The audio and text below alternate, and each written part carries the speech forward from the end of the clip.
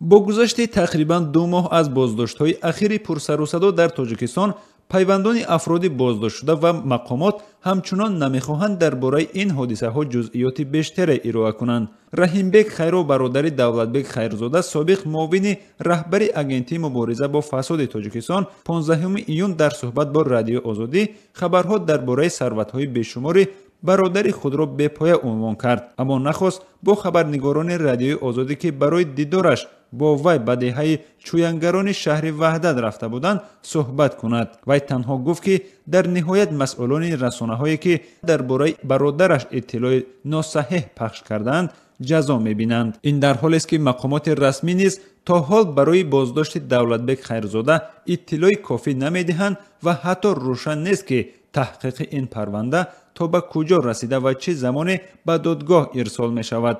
ضمناً صاحب نظران تعجب می کنند که حتی در زمان بازداشت اعضای حزب همکنون ممنوع نهضت اسلامی که به تروریسم ایدار شدند، خویشاوندان آنها با رسانه ها همکاری کرده توسط پخش اطلاع خواستار کمک می شدند. مقامات نیز به نوبت خود درباره بازداشت این افراد گزارش ها می‌کردند. نورالدین قرشیبای رهبر انجمن رسانه‌های مستقل تاجیکستان 15 ایون در صحبت با رادیوی آزادی گفت که بازداشت‌های اخیر مربوط به مبارزان با فساد که عمدتاً از سوی نهادهای امنیتی انجام شده‌اند، خود سانسوری در میان جامعه تاجیکستان را افزایش داده است.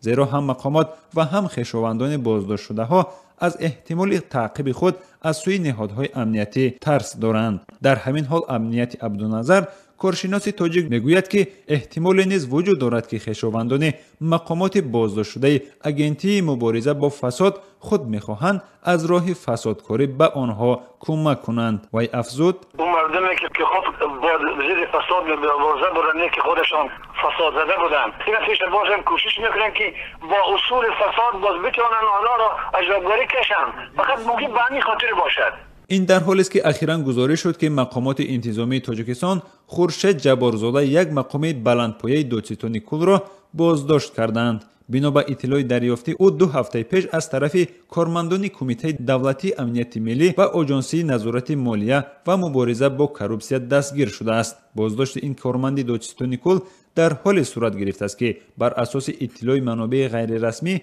7 کارمند سابق آژانسی مبارزه با فساد در بازداشتگاه قرار دارند.